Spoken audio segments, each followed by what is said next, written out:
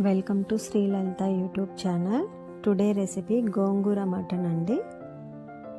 Pan పెట్టుకొని ఒక 2 గంటల ఆయిల్ వేసానండి. అంటే చిన్న గంటలు ఉంటాయి కదండి, నూనె మనం క్యానుల్లో పెట్టుకుంటే పట్టుకుంటానికి చిన్నవి ఉంటాయి కదా, వాటితోటి ఒక 2 వేసానండి.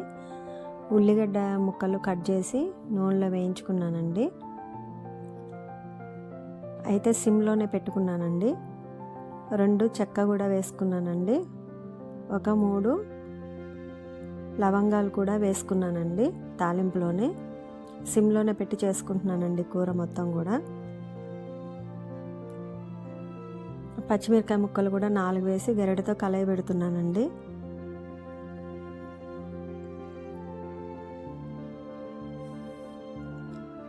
కొంచెం కొత్తిమీర యాడ్ చేస్తున్నానండి.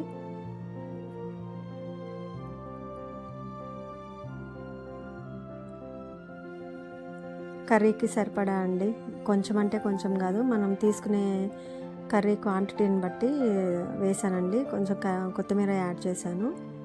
మళ్ళీ గరిటెతో కలయి పెట్టుకుంటున్నానండి. కొంచెం బ్రౌన్ కలర్ వచ్చిందాకా వేగాలండి.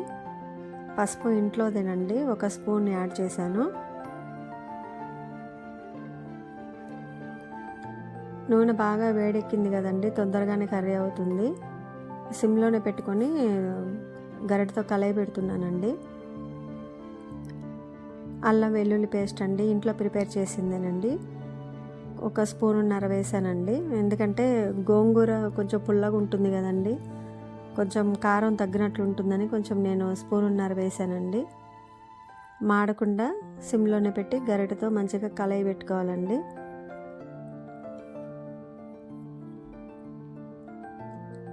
ఇప్పుడు కడిగి పక్కన పెట్టుకున్న మటన్ డైరెక్ట్గా వేసానండి, మ్యాగ్నేట్ చేయలేదు. పసుపు ఉప్పు అలా వేసి డైరెక్ట్గా వేసానండి. ఒక 1/2 కేజీ మటన్కి 2 గోంగూర కట్టలు తీసుకున్నానండి. ఇప్పుడు కర్రీ కొంచెం మగ్గింది కదండి, కారం 2 స్పూన్లు యాడ్ చేశానండి. కొంచెం కారం ఉండాలి కదండి, అందులోని ఇవి సన్నకాయలు కాదండి, లావకాయలు కాబట్టి ఒక చిన్న స్పూన్తో ఒక 2 స్పూన్లు యాడ్ చేశానండి.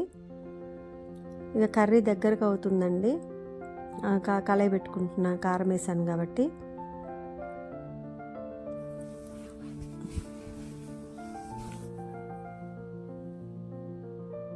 ఇప్పుడు ఒక గోంగూర కడిగి పక్కన పెట్టుకున్నాను కదండి, ఆ గోంగూర కూడా యాడ్ చేసుకుంటున్నాను. ఒక 2 కట్టల గోంగూర అండి. చాలా రోజుల నుంచి చేయాలనుకుంటున్నాం కానీ వీలు పడలేదండి, ఈరోజు చేస్తున్నాను. గోంగూర కూడా యాడ్ చేసుకున్నాను, తొందరగా అయిపోతుందండి. దాని మీద సాల్ట్, కర్రీకి సరిపడా సాల్ట్ యాడ్ చేశానండి. కొంచెం ఉడికిన తర్వాత వాటర్ పోసుకున్నానండి. వీడియోలో ఎడిటింగ్ కదండి, వెంటనే చూపిస్తాం, కాకపోతే ఒక 5 నిమిషాల దాకా బాయిల్ అయ్యిందండి కర్రీ. కొంచెం వాటర్ వేసుకున్న తర్వాత మళ్ళీ ఉడకనిచ్చానండి. ఒక 2-3 నిమిషాలు ఉడికిన తర్వాత ఉప్పు కారం లేదా సరిపోయిందా లేదా కూడా చూసుకున్నాను.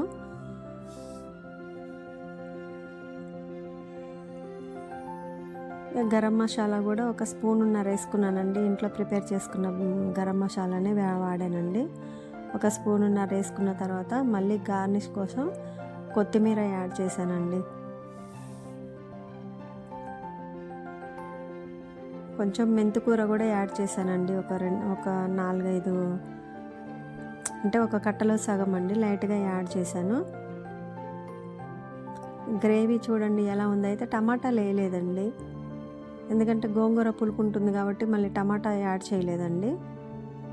రెసిపీ రెడీ అండి. Thanks for watching.